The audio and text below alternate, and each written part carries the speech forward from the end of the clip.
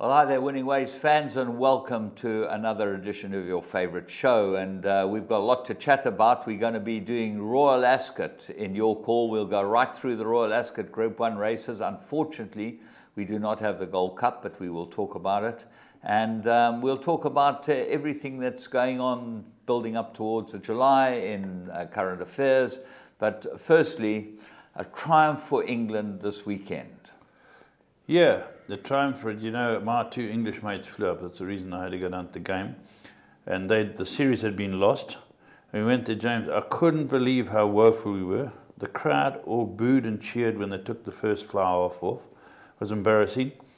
It was the last game going to be played there. It's the first try England have scored in Cape Town. It's their first win since 1990. Conditions suited them. Yeah, but we weren't good enough. It's just when we were thinking, oh, we got the Messiah's come to town. He's basically been coached the side for 4 games. He's won 2 and lost 2, and that's his record so far. And England have not guaranteed that the coach will be there in the 1900. They want to see what happens, what develops. Their first win in 7. And he'll be there. Yeah. Jones will be there. He'll see out his contract. Johnny May was very. But if one looks at the series, as my English mates quickly alluded to, that if you took up the points, they won the series by 1 point. They got that's how we got some. We were woeful, James. I couldn't believe what a bad game it was. I know the conditions weren't good when the MP slipped coming out the course. They slipped twice. 2 MPs fell over. Yeah, they're not used to those conditions either. Yeah, the Belinda MP came on. Whoop, down he went, and I knew. But thank goodness they're getting rid of that stadium, James. That's my only say I can say, because I tried at half-time to go to the loo. 15 minutes, I hadn't got within 25 metres of the entrance to the toilets. So what did you do? I went back on the stands and watched the game. Yeah, but I was good really... valve, eh? Sorry? You got a good valve. Very good, very good. But I couldn't believe getting into the stadium was a nightmare. Laf, I wasn't even talking about the rugby. No, I was. I was actually talking about cricket. The cricket, the Aussies are woeful. Chasing 205 or something, or defending 205, they should have won it. 5 in a row they got thumped. The Aussies are at the lowest ebb.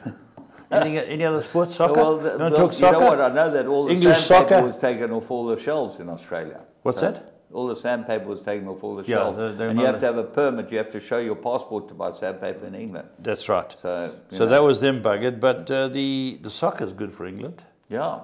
Harry Kane got another 3, but they played well. England are looking good. I've got to take my hat off to Neil Andrews. He reads the game well, soccer. He's a good soccer man. He said, fill your boots, many goals as you can score, England. He said it on the show. 5, 6 definitely. He was right. And he was 100%. Second half was 1-1. Yeah. That's a bit worrying. Yeah. But you know what? England are mad. They stood back for the last 15 minutes and passed the ball amongst each other. They're on the same goal difference as Belgium. They need to score another goal or 2. Do they want to? Why not? No. Who wants to be... Your second on that log's a better draw. Funnily enough. So? Yeah, second on that log's a better draw. Do you want to? They're always thinking, I don't know what team they're going to put out. They'll come out with things. Apparently. Germany was so lucky. Yeah, when I say so lucky, they played well in both games, but what's the last kick of the game? Yeah. The guy bent a free kick in. Yeah, you know, to me, the game we all got to look forward to? Iran, Portugal.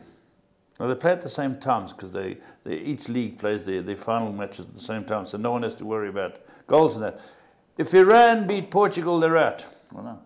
Portugal under pressure because Iran were good. Iran a good side. Well, Germany, without that last goal, which was given away, you don't dive in front of the guy. All you had to do is run him to the corner. That's all you had to do. They had 10 seconds to go on the clock or something. They'd played out the 5 minutes of extra time. And he gave away a penalty. And, you know, Sweden, it would have been so good to see them, fighting it out and biting it out. It's proved to be more interesting than we thought. When you look at Brazil, we're 0-0 after 82 minutes. You know, it's very interesting, James. But the 2 that have surprised people, I think, have got to be Russia and England. They played well and scored goals. Okay. There's nothing else on the sporting side that you wish to get into, because you seem to have you've had a full sporting weekend. But I was thrilled to watch England yesterday beat the Australians and make that total. It was a fantastic batting innings. They were gone. I didn't know what the betting was. They were gone. They were gone. Anyway, that's the way things go in sport. And when you're on a low, it's hard to get off the ground. We're going to move on and have a look at our 3 to follow.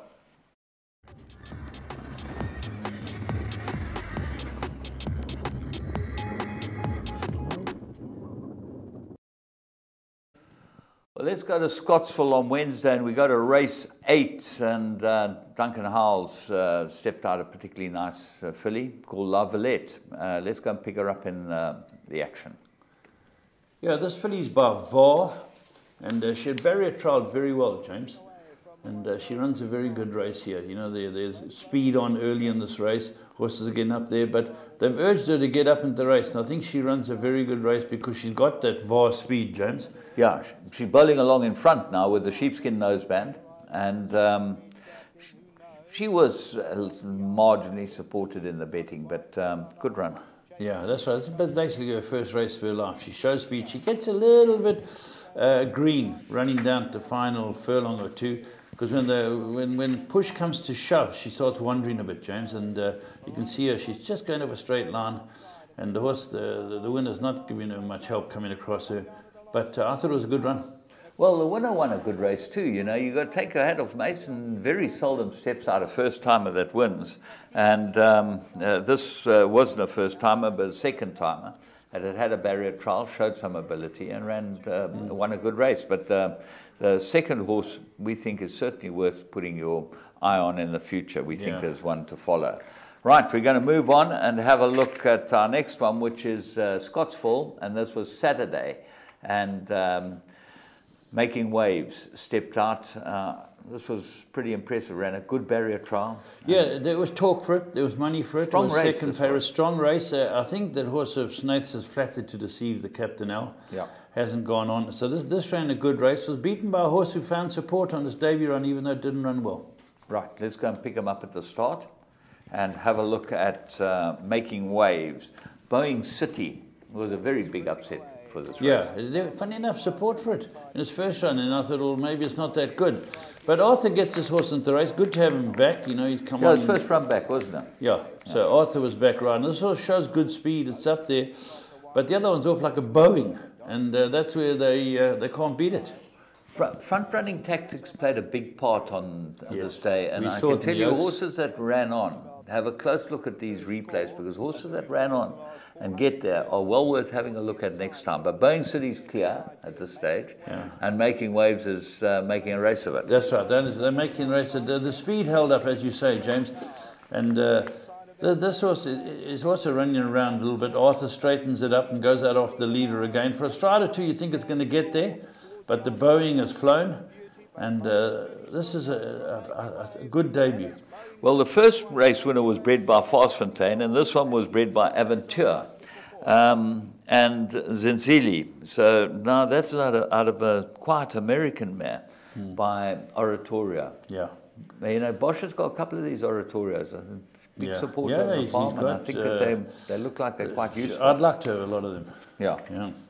Okay, then we move on to Turfentine, and we go to Sunday the 24th of June.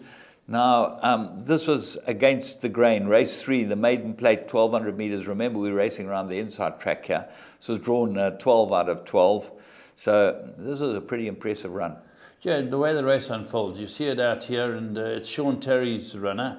They've elected here, you can see, Hewitson elects to drop it out and take the shortest way home. But as they fan out, it's at the back, and you can see it, Stone lost, and Paul Peter trains the winner, and that had form and had a chance. And but I kept an eye on this horse, because the winner is 4th or 5th, if you want to call it. But Stone lost, James, is this horse. It's buck curve ball. Well, you trained the mother, and I think you probably got her a stud. And Curveball, funny enough, produced another horse that's quite good, hard to play, I think, with that's right.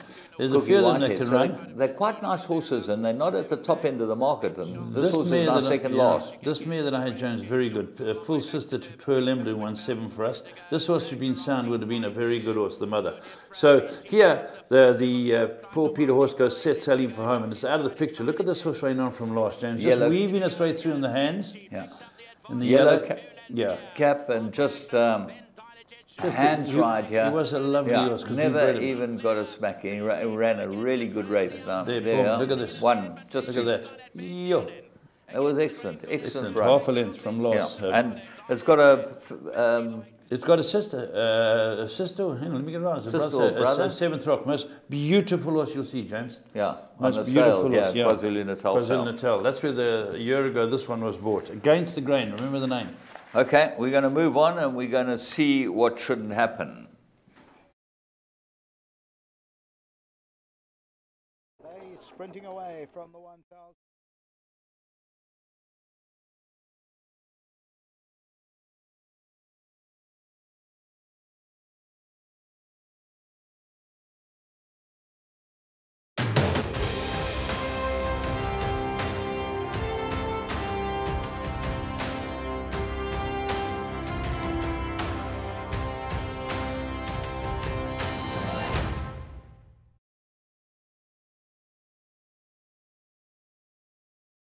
Well, that's got a long face. Yeah, that's a rather long face, big mouth. Face. Looked like a commentator.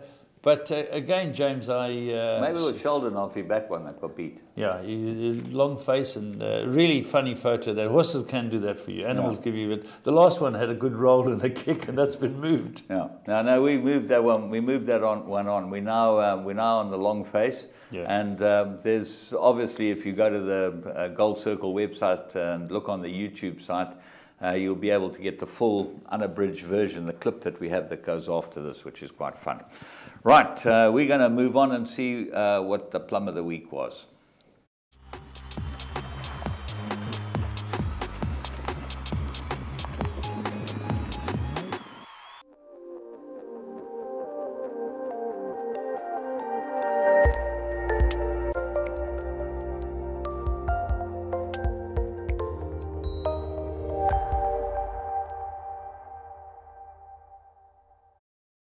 The silver on the left-hand side, and Autumn Rain now moves in at the 400. Autumn Rain with the orange cap, King Katini, Galaxy Tunes, Dynaman the outside, then comes the Reformation Grand Maestro. 300 meters to go, Autumn Rain the leader, Dynaman's a danger, Master Silver's on the inside. It's Autumn Rain, Dynaman's trying to put on the pressure, Master Silver's on the inside, but Autumn Rain, Dynaman's making a race of it. Autumn Rain just holding on though, Autumn Rain just made it home, Autumn Rain won it, Dynaman second, Master Silver, then Galaxy Tunes involved in a photo.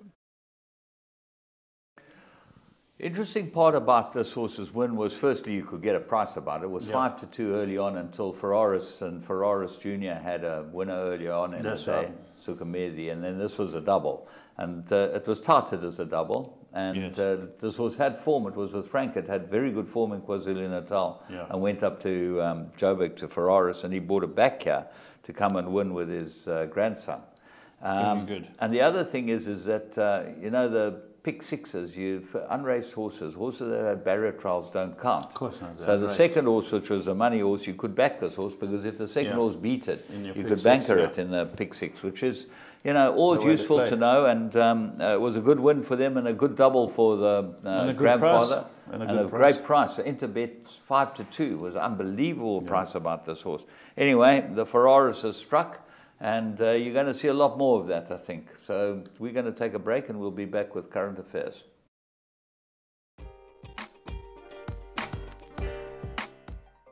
Best race time odds, transparency of betting markets, friendly and super efficient staff, the ability to negotiate odds, a full service tote with no limits, which is very important for exotic players, loyalty program, speedy withdrawal of funds, full odds, multiple betting, and excellent in-play markets.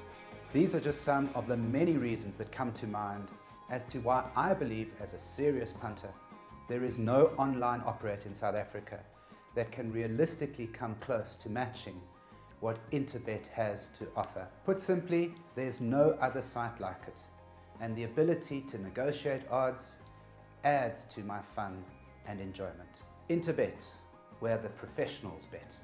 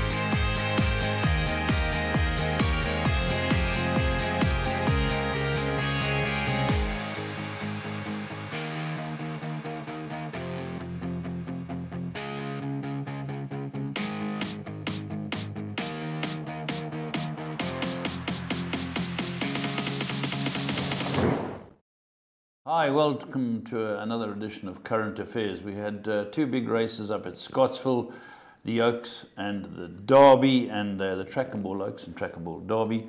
And it'll be interesting talking about them, because those are the only two stakes races, James. Two interesting races. Yeah.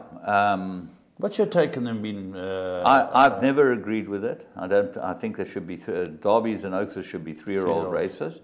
I know that Cape Town's always had it over 2,000 meters. Has a three-year-old won it since they've changed it? I think one has won it, but if you go back and have a look, funnily enough, it might have been this filly Witchcraft that won when she was a three-year-old 2 years ago. She won it. She's a course and distance specialist. It sounds strange saying I won two Oakses with the same name at the same course, and they're not different Oakses. You know?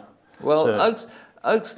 Let's understand their history. The Oaks is set up as a three-year-old benchmark for fillies. Okay, that's over right. a mile and a half. Yes, that was it. Okay. How did it get its name? Why? How did it get its name? Because he had a line of Oaks lining his street. His driveway. No. Let me stop you. Banbury and Derby spun the coin. Derby won. Yeah. And he named his house. His house was called the Oaks. That became the Oaks. And his big mate was Gerald St. Ledger. They named the St. Ledger after him. Okay. All in the book Eclipse. Yeah. Okay, but the point is that he had a line of Oaks down his driveway, okay, which is why it was called the Oaks. Okay, but his house was called the Oaks. Yeah, that was why it was called the Oaks. Anyway, the Oaks is a three-year-old, mile-and-a-half race to test the best fillies at 3 years old. I think Yorkshire changed their Oaks to allow older horses. Yeah. Hence we followed, but I don't. For my just a personal opinion, I don't think it's worked. Yeah, I think that what you're doing is you're cribbing the name, and it's change its name. And it's actually in the wrong place. This wrong race. time of the year. They're the wrong time of the year. They're in the wrong place. And if you go back to making it a three-year-old race, it should be a three-year-old race that comes probably after the July. You know, maybe third week in July, or maybe on Champions Day. So it can't be used as a prep for or stepping stone, qualifying. You've got the Woolhavington, which is a 2,000-meter race. That's for Group the 1, though. And yeah, but those are the two stepping stones for horses into the July. So then, if you're going to make an Oaks, I would make it on Champions Day, okay, the end of the season, and have a three-year-old Oaks and a three-year-old Derby. KwaZulu-Natal Oaks, KwaZulu-Natal. Well, we're talking about. Okay, that's point. my No, there's my nothing wrong. A lot of people share your thought. I don't mean about where the date should be, but that it should be three-year-olds. A lot of people have spoken to me about it. But let's have a look at the Oaks first, James. And Sean Terry got it right again. Yeah, with this filly. This filly loves this track. Dominating. And I tell you, the Hudson saw that the track was running fast and that you're able to get away from them. I thought he rode a cracking race. Let's go and pick him up at the 600. Makes a break by 3. Flickety by far, Red Sleeves and Cap. Royal Utopia. Skyfire's in the black. Then Epona. Sunshine Silkus towards the outside. Then Girl on the Run. It's still Witchcraft past the 200-meter marker. Still going to take some catching though. Flickety by far is trying to close it in. Down the inside, Merrill's running on. But Witchcraft is still going and they're not going to get there. Witchcraft's going to win it. Witchcraft, they stole it at the top of the lane to win by 4. Merrill second, Flickety by far third, Royal Utopia, and then Sunshine Silk. Well, there we go. An exceptional ride, as James alluded to. Well done to Sean Terry and his mates.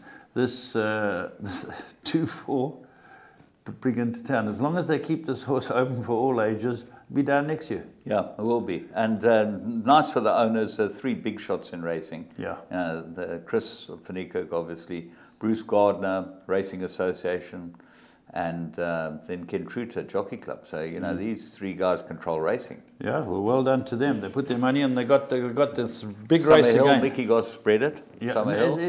He's not well. I just wish him his best. Yeah, wish him his best. We miss Mickey. I didn't know about that. Yeah. All right, well, that would have perked him up. Yeah. Let's go have a look at the Derby now, the Track and Ball Derby. Here we go.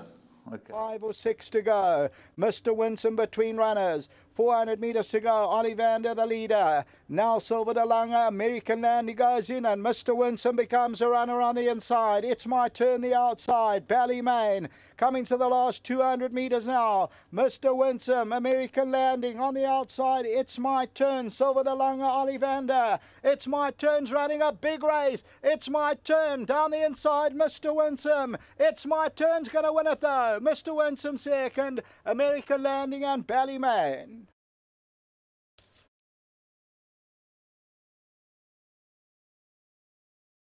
Well, Arthur Marcus is back, and a good win, a good race for Dean Canham. It's the runner-up's first time he's lost at Scottsville, if I'm not mistaken. And it looked like Fred's horse, eh? Fred's horse, yeah. He's a very nice horse. I thought Marcus rode a cracking race. Considered it's only his second run back or his third ride back, this guy. He's had a broken hand, and you see the x-rays. He's an outstanding rider. Outstanding rider. Best horse in the race, but I think the horse is not at his best at this stage. This horse, you know, he looked like he really battled. But he's a dynasty, and he's bred by Mr. Engelbrecht, and owned by Fred. And what's interesting is the horse that ran second, Mr. Winsome, got in the July last year on winning this race. Okay, he loves the course and distance, and I thought at the time it was a mistake, and ran like it was a mistake. It ran like it was a mistake. And what do you think of It's My Turn? Do you think he can get into the July? Jeez, I'm not even going to volunteer. There's so many horses coming out of Group 3 wins that are on the cusp. So I know the field will be done tomorrow. Let's wait and see. The field will be done tomorrow. You don't want to comment? I think that... I've looked at every single horse's form. I printed out and looked at it, and I thought to myself, I would not like this job, James. I would not. There's so many little combinations. Well, and when little you actually analyse this race, okay, you get Liquid Rainbow 4.8 lengths behind for a few dollars more for 4.8 lengths behind. He ran in the Derby. That was his claim to fame, that he might have run close there. You know, there's nothing that would convince me that this is a July race. You know, as I say, we don't want to preempt anything, James. The panel who do it but probably sit today. We're here to cause a little bit of trouble. Oh God, there'll be enough controversy without our input, James. It's always tough, and to the victors go the spoils. If you get in, well done. And James, actually, you know, Fred deserves to have as many horses as possible in this Fred's race. got the favourite. You've got the favourite as well. Fred's got the favourite. African Night Sky. Yeah, he's a very good horse. Yeah. So no, Fred's looking for this race. He went close once before, and he's trying again. Yeah.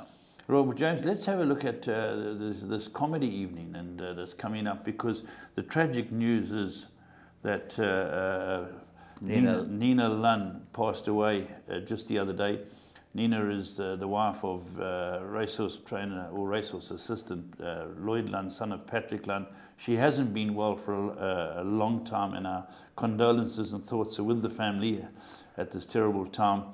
And this comedy evening was to help with all of the bills and what have you. The racing team came to light at the comedy evening last year, yes, and helped and made it a little easier for the Lunds, because they had some money from this comedy evening, and we think it's a great. Listen, you and I are both involved in it, and that's we put it up. We give our services because James, the name on top would make me go to it. Barry Hilton. Yeah, I'd go anywhere to watch him, you know, and he's he's great. And it's going to remain a cancer fundraising because so many of us are afflicted with it. And Phil Georgia puts it together. James MCs it. It's a wonderful evening and supporting the racing people in need. But it's great food and drink and excitement and laughter. And what they haven't got, I don't know if they've written it up there. Have they got it up there that they will have the there it is, Neil Diamond Tribute. Yeah. Outstanding. That in the top corner, outstanding. So get your tickets. Come to that. The date's there, the 5th of July. It's Thursday evening. It's at the Elangeni Hotel. And as you say, you can book a table. You know, you can book a table for 10 and bring your mates along. That's it. I know that there's some people that we got to mention. You know, Marsh Shirtliff, always there, and always a great supporter. And there are a lot of guys who really are very good for racing on the. And we thank them for their contribution to the people who are afflicted.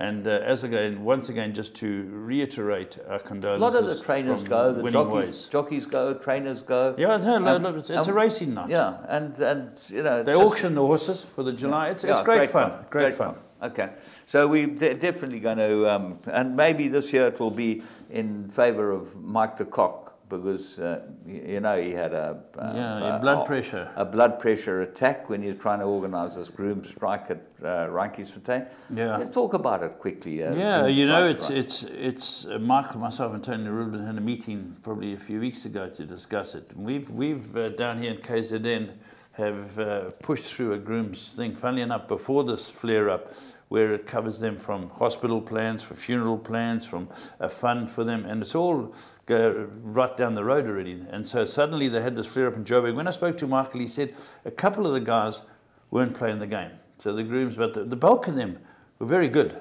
Bulk of the trainers, were very good. And what upset him, I read his article subsequent to this blood pressure attack, is that he was bitterly disappointed with the way they negotiate. Yeah. You know, the violence and calling for the police, and the police don't come. You have to have law and order in a country. You can't just, you know, you're talking about animals, bloodstock, you're talking about people's lives locked in stables. It's not on, James. You know what amazed me is that I watched Mike de Kock and what he's done for grooms from the start. They start with him as as guys who don't know the first thing about horses. That's it. And he's got those guys working in Dubai on big packages, top hotels. He doesn't have to take them there. He could go and employ the locals. People in Dubai. He could go and employ people from England, from Europe, from whatever. He takes the South Africans there. Yes. And all of them started as grooms in one way or another. They started from the bottom. He's built them up. His wife's got an AIDS program for them. Looks after them. It's disgusting what you know, I do feel, I'm accurate in saying this, we've done a lot more down here in KZN because of what we've really tried to put together. So this flare-up will affect the whole, if Reinke's then Vaal. I think there'll be flare-ups here. I think there'll be flare-ups there.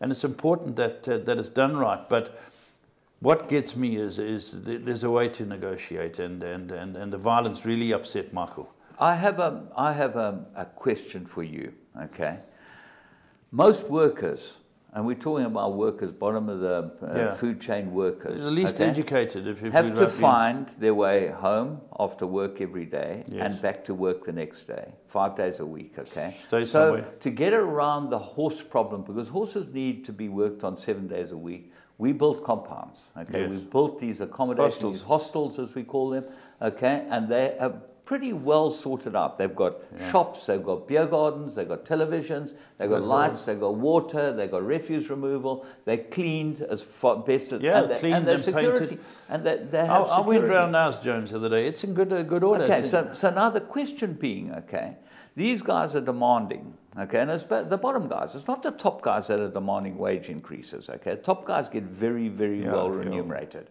Your top guy, he's getting assistant trainer, a hell of a package. He's got a very wonderful package. But he's got a car, he's got everything. Where did he start? He started at the bottom. Started at the bottom. Exactly. So the bottom guys, okay, work for a waste management company in Durban, and I know the guy because his father was the manager at Summerveld. Okay. Donnie du Toit for years was the manager. His son Rene ran one of the biggest waste management companies. And he told me that he was paying them, okay, X amount, which is far less than the grooms were being paid, and they had to find their way home from the work in the afternoon, back to work in the morning, 5 days a week, taxis, accommodation, lights, water, all those things they had to find. Yeah. And he says that the take-home package was so much inferior to what grooms are getting. Sure. The bottom line here is, we mustn't compare with people who aren't getting it right. Compare with people who are getting it right. We have to look after our grooms. It's so important. And the guys are. A few aren't. And that causes this I don't believe discord. there are too many that aren't, let me tell you. Well, Michael told me. I'm just getting. I had the meeting with Michael. I don't and believe. Tony You know what? So, there might be some guys right at the bottom of the chain who really are under real pressure and really battling to keep themselves alive. That's what it's about. No, but I'm just. But the point is that James, we've got our labour laws up on our walls. Yeah. But KZN most trainers stick to the KZN. There's no trainers that don't stick to the labour laws. No, they have to. It's a condition. Gold Circle put it out there. If you're found to not pay a groom or a worker in your yard the minimum wage, you can be taken off as a trainer. You can't use their facilities. You won't get any privileges, which is right. And we've put them to our trainers. I think we got onto this a couple of years ago. James got onto this a couple of years ago and said, there's no grey area, guys. Gold Circle will not allow you not to pay the proper wage for your grooms. And Tony has pushed it further. He's managed to get funding for this now. You know, in the old days, the guy like Michael's one of his grooms got held hostage. They took his kid. Yeah. And he had to pay 5,000 for it. Do you know what happened? That groom took the 5,000. Okay, this is what he told Michael. If you read the article, he told Michael he needed the 5,000. Michael gave him 5,000 rand. He went missing for 2 months. And when they came to the negotiations, he was sitting on the opposite side of the table, negotiating for the groom's increases. Yeah, that's that is typical of what happens in the groom situation. That's what annoyed Michael. But we have to get it right with them. It's important. They spend all the time with the horses. And I think I'm talking from KZN because I sit in the meetings. Tony's doing a wonderful job because we're allocating money, James. And if there's a funeral policy for you, if you die, if your kids die, there's money. If your wife dies, you're talking to someone who had all of that in place. Okay, I had it all in place already with Gerald Sadler. We had that for my grooms. Yeah. Okay, you wait till you see the nightmare that comes out of it. Anyway, let's move on and talk about the Perth Winter Sale, the Magic Millions Perth Winter Sale. 1.3 million they did. Up 100%, up 50%. 50% on the average. So it's unbelievable. Sales are flying in Australia. We're going to move on because we need to take a break, and we will be back with Royal Ascot.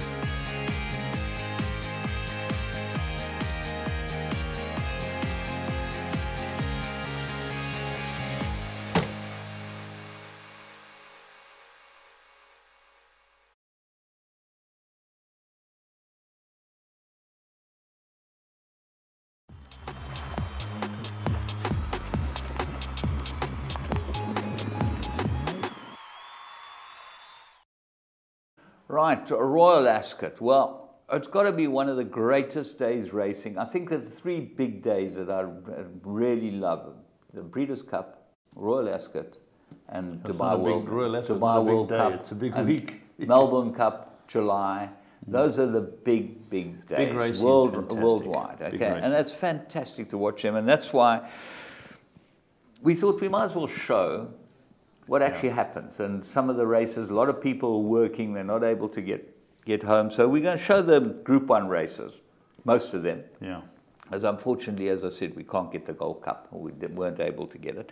But it starts on Tuesday, and the Queen Anne's the opener, isn't it? Queen Anne, they always open to the Queen Anne, and that's the first Group 1 of the lot, and it's a hell of a race. And with the Queen Anne, James, it was won this year by Eve Johnson Horton. Do you know her? She trained it. Charlie Bishop rode it, a horse called Accidental Agent by Delegator out of a Zarmere. Yeah.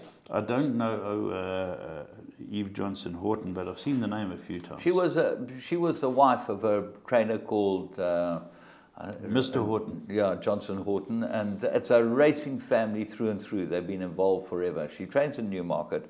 I'm not sure that she doesn't train out of Mike de Cox out of Abingdon Place. Okay. She might easily be there. You're not getting mixed up with Jane... Jane Chapelheim. Yes, she trained. Well, Jane Chapelheim was... she was married to a trainer. Peter.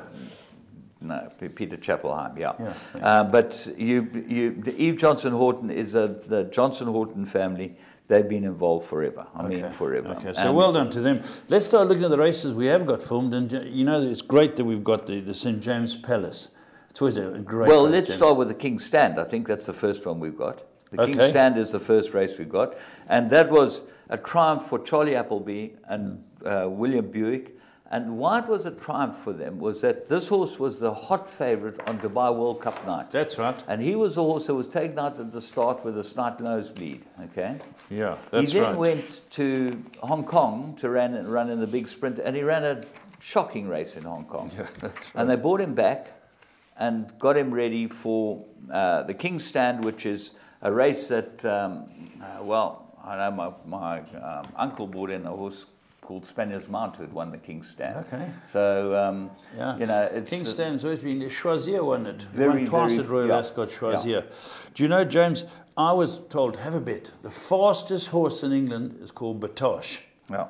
And then people said, no, is it Lady Aurelia or something? We'll Lady Aurelia. And then Blue Point came to deny them. But I thought I had the money with Batoche. Yeah. Well, I went for the winner because of the reputation. And Derek Popard, you know, the farrier in Dubai, said to me, this horse is a really, really good horse. When I saw him in the canter down the parade, what a beautiful horse. He's the most beautiful horse I've ever set eyes on. Outstanding. I agree with you, because I looked at Batoche and I looked at the head of the look of Charlie eagles. does a good job. Yeah, Charlie's great. Let's have a look at this race. This is the quickest race. start. 5 furlongs, Royal Ascot. They're all set.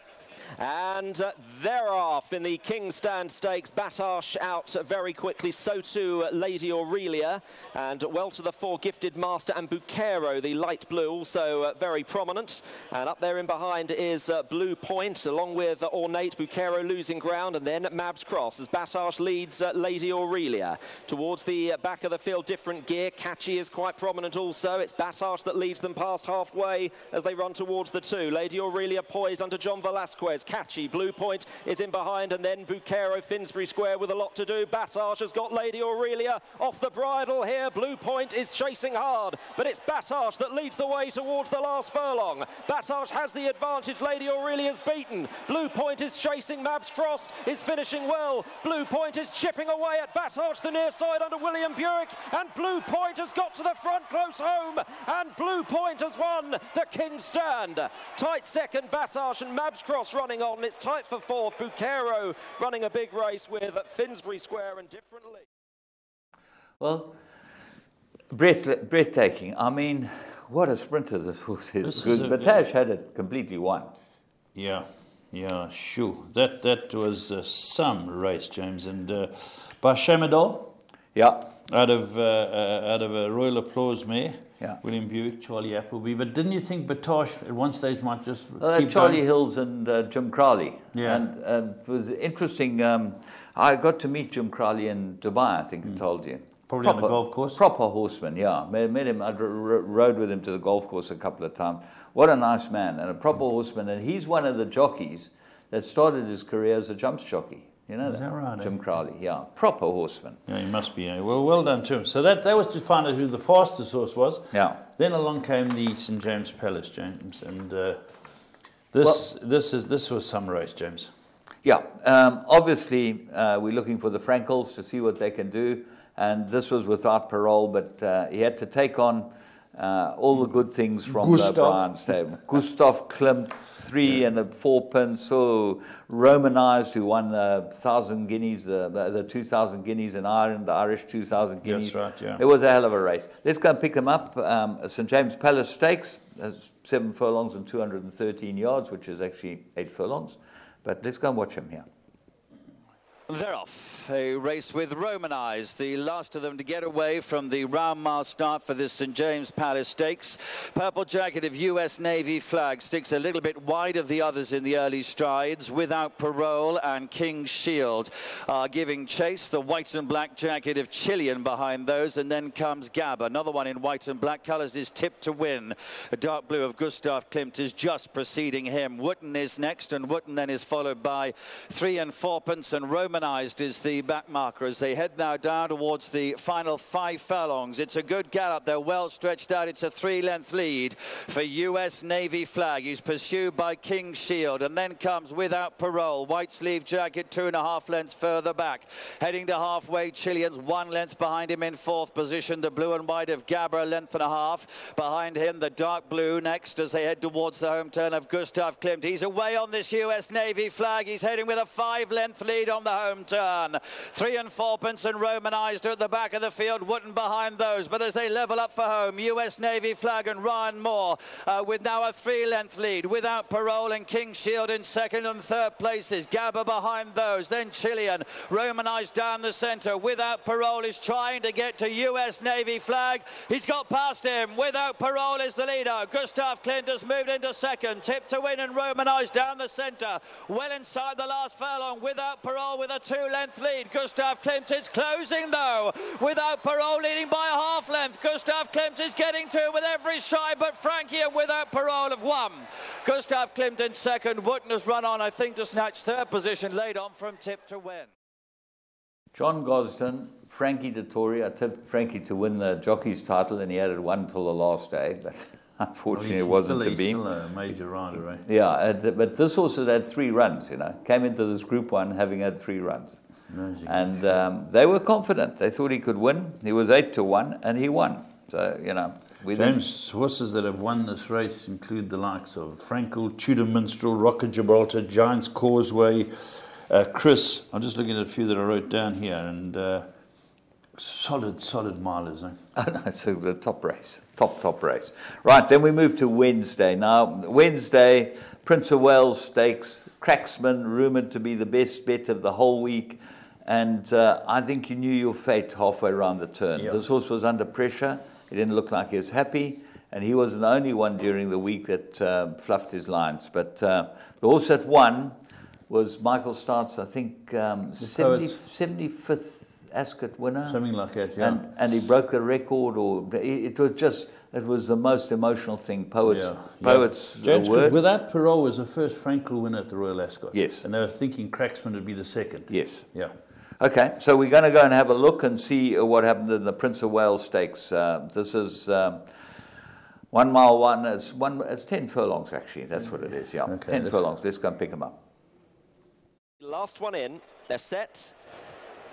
And they're off for the 2018 Prince of Wales' Stakes, and Eminent away quickly. So too Poet's Word. The all blue of Godolphin Hawkbill, Royal Julius, the check sleeves on the outside of Cracksman, the red cap. The back two early on, the dark blue Cliffs of Moher, and the yellow jacket Desert Encounter, as Eminent leads under Oisin Murphy as they approach Swinley Bottom. Eminent is in front of Royal Julius and Gerald Mosse in 2nd. Dettori just nudging Cracksman along in currently in 4th place, just to keep tabs on Hawk Bill, who's now in 3rd position, followed by Poet's Word and James Doyle. The pace looks good. They would then be 3 lengths on from Cliffs of Moher and Desert Encounter, the back pair, as it is Eminent leading the way to Royal Julius in 2nd. Hawk Bill is in 3rd. Cracksman is at the back of the leading quartet in 4th place. Totori just nudging away at him, Cracksman, with Poet's Word and James Doyle sitting in 5th. Cliffs of Moher and Desert Encounter are still the last 2.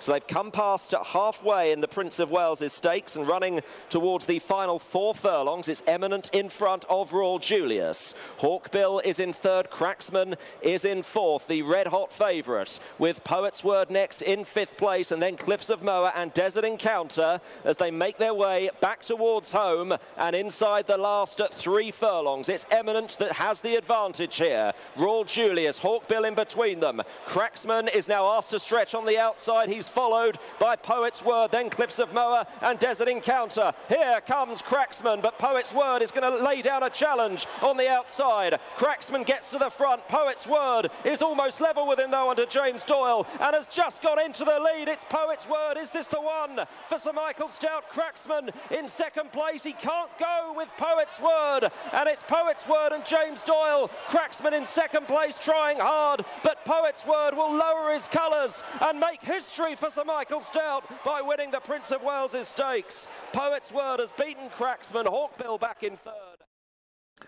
Well, the first 2 well clear of the rest. Yeah. And as we said, Michael Stout, the winningest trainer at Royal Ascot. Fantastic achievement. Sir Michael Stout, outstanding. And James, the horse by Poet's Voice out of an Ashwan mare. Yeah. Stayed every inch of the trip. Cracksman seemed to be, he was at him all the time. Even though he beat the 3rd horse by 5 lengths or so, he just never really... It didn't look like the same horse that he was last year anyway. Yeah, that's right, yeah. And maybe this came quickly on top of the race. He had a very, very hard race at Epsom. Yeah. So we then move on to the Thursday and the Gold Cup. And we'll just talk about the Gold Cup because there's some very interesting news. It was won by Stradivarius. Okay. Stradivarius? Yeah. That's right. Now, Stradivarius, James, is by See the Stars. Yeah.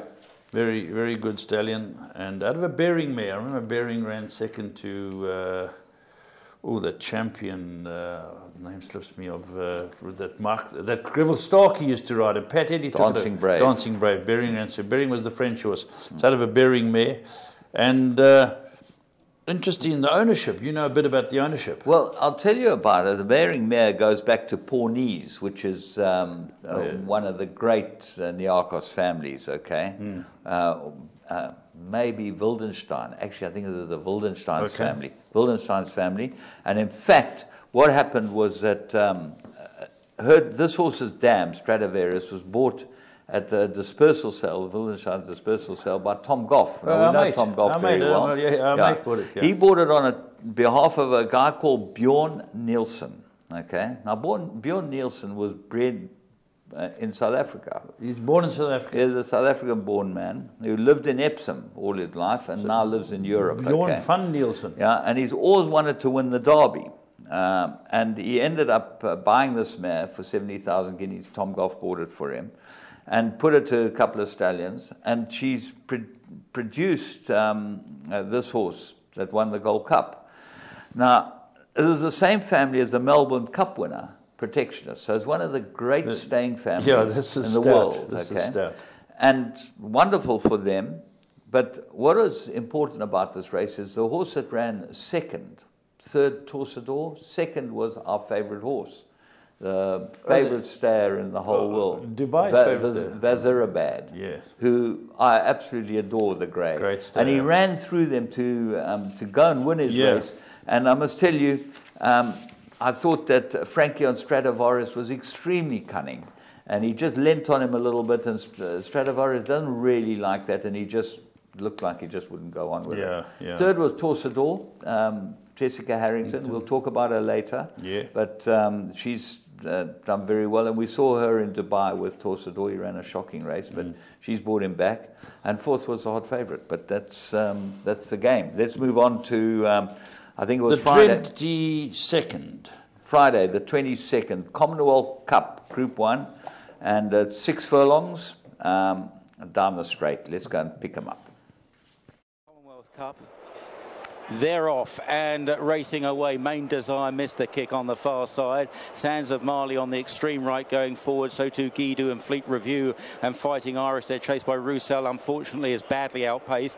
Down the centre of the track, Abel Handy is just about the leader there, followed by Emblazoned and also Equilateral in the pink cap. On the left in the noseband is Hey Jonesy. They're followed then by Enjazart, and on the right is Invincible Army. Sioux Nation is tracking them in blue and orange. Then Speak in Colours. Now you're talking behind runners, just chasing the leaders. Heartache and also En Ektidar as well on the far side. Main Desire, then Card Sharp, Laugh a Minute, and Actress at the tail of the field. They're heading now towards the final quarter of a mile. Meanwhile on the stand side, Guido from Fleet Review, Sands of Mali, and then after these Fighting Irish, unfortunately well behind early, begins to pick up, and then Roussel a furlong and a half from the finish. Out in the centre, Emblazoned coming through under Frankie Dettori, now being challenged by Ektidar and Emblazoned. Hey Jonesy far side, Stone of Destiny down the near side. Sands of Mali coming through strongly. Emblazoned hampered by Ektidar, who's drifting across the track, but Ektidar held on to win the Commonwealth Cup from Sands of Mali on the near side. Far side, a big run from Hey Jonesy. Stone of Destiny not far away. Wonderful win for Sheikh Hamdan and Michael Stout. Yeah. Once the floodgates opened, so there he was. He back in the Invincible Spirit out of an acclamation mare. Yeah. And the other race on the 22nd, James, this is some race, the Coronation Stakes. Well, this is some filly. As we said, trained by Jessica Harrington, ridden by Calma Donahue. Watch how this filly wins. And she won in a record time, 1:35.89. This is a course record. Broke the course record for this 8 furlong race. And as I say, James, all those horses I mentioned, Brigadier, Frank, all of them, she ran a second faster nearly. Right, let's go and pick them up at the start. Last couple They're off. Stakes over the Old Mile. They came out to a fairly good line in the sheepskin noseband, White Fountain Fairy throwing her head around through the first furlong. And at this stage, Aim of Artemis is taking a while to track over and join the others, racing a little isolated but on terms. Likewise, Voracious in the hands of Frankie Dettori in a red, white and blue jacket, and Adorable down on the inside running rail rounds out the leading handful. So a variance of opinion here. Still Aim of Artemis running a solo out wide. The others clustering closer to the rail as they move towards the end of the third furlong, where Adorable has the advantage to Voracious, White Fountain Fairy. Then Alpha Centauri the Grey tracking the leaders, as now Aim of Artemis drifts over as they move through the halfway point. Teppel in a star jacket is tracking the leaders into the turn. Break of a couple lengths to Clemmy, followed by Threading. Bilstonbrook in a red sleeve jacket is well back in what appears to be a strongly run affair. So too Curda Bote. Anna near him is last but one on Cozy Kazi last of all as they pass the three. So swinging back towards home, and Voracious and Frankie Dettori in line for the judge first. Alpha Centauri there with the striped sleeves has come there, travelling very strongly and now throws down the challenge. Then Threading with a silver jacket from Clemmy in the blue and orange. Aim of Artemis is weakening away, and Alpha Centauri has gone for home now. She's kicked 3 lengths clear, heading down towards the last furlong, and she's stretching further away from Threading and Voracious. Alpha Centauri pounding clear on the run to the line. She's 5, 6, 7 lengths ahead. A star in the making. Alpha Centauri wins the Coronation Stakes. Hard held, Threading out for second. Voracious is home in third, and Bilstonbrook are never near. Well, fabulous. First winner for Jessica Harrington at Course Royal record. Ascot. Course record. James, it's by Master Craftsman out of Alpha Lupi. Alpha Lupi is out of a granddaughter of Miesk, which is such an influence. But the time, amazing. Amazing, yeah. Oh, and it won in a common canter. And let's face it, it beat the best around. Right, then we move on to Saturday, and obviously the meeting closes off with Diamond Jubilee, which is a race that hasn't been around for that long. I think they made it on a Saturday. It became the Saturday race. Yes. And at 6 furlongs, the Australians came into town. Redkirk Warrior, they thought they'd win it. Shazia won it. They did win it. The Australians won it with Merchant Navy, who... okay. Yeah. Well, let's have a look at it, James. Let's go and pick them up. Speed race again.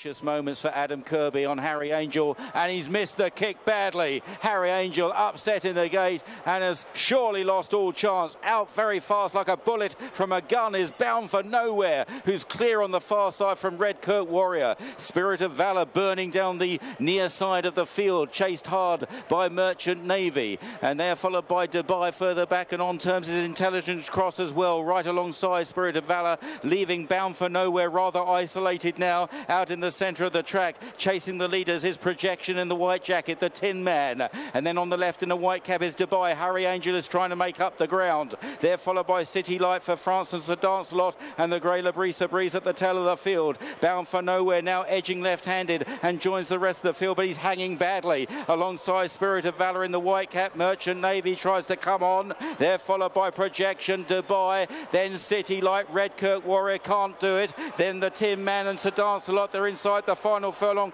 Bound for Nowhere is hanging into Merchant Navy, but Merchant Navy beginning to get up. City Light with a late run for France. Merchant Navy on the near side of City Light. They race up towards the line. Merchant Navy, City Light on the far side, mate, just have got it. City Light, Merchant Navy in a photo. Merchant Navy on the near side, City Light far side. Then Bound for Nowhere, Projection on.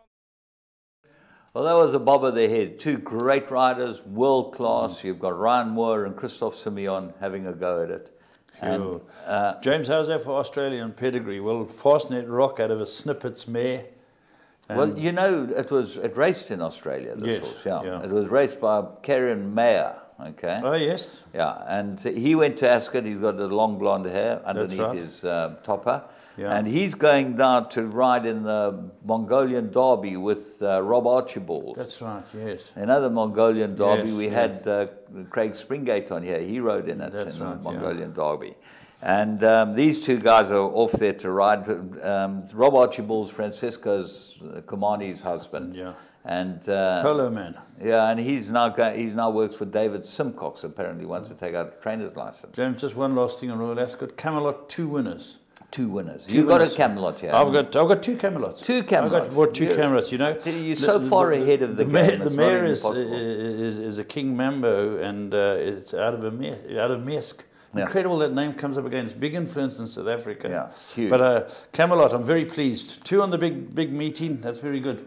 Okay, well, the attendance was 301,000, up from last year. Wow. And last year was enormous because they had some big horses running there.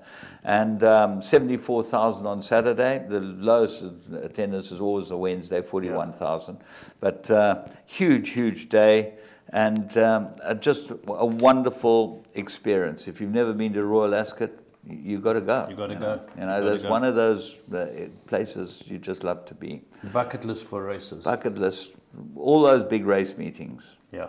Anyway, Right. have you got anything else? No, that's it. I'm all good. July field tomorrow. Yeah, tomorrow live on Teletrack. Live on Teletrack. That will be fun. And then obviously we've got the gallops on Thursday. Oh, it's going to be a great week. We hope you enjoy your week's racing. We're going to have lots of fun. Till next time.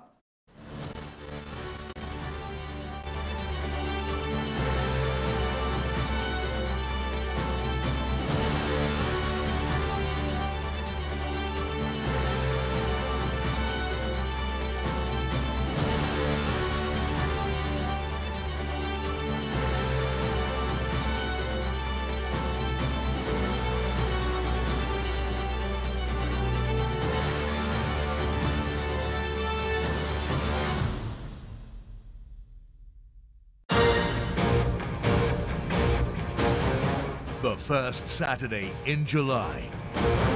2 precious minutes. 4.25 million rand. Saturday, the 7th of July. Whose time is it? The Vodacom Durban July, Africa's greatest horse racing event.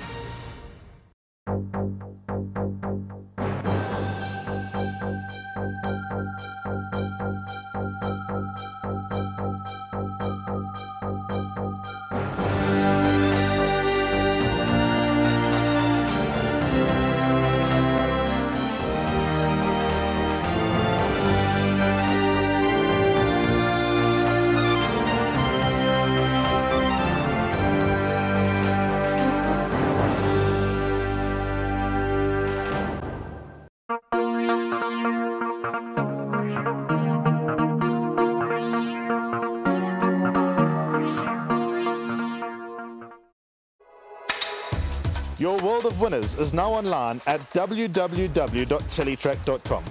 Simply subscribe to log into your account from any mobile device in South Africa and access a wide variety of content from our membership package options. Listen in via a live audio stream, catch live racing locally and internationally, or view a wide variety of Teletrack magazine shows to stay informed and updated on the go at any time.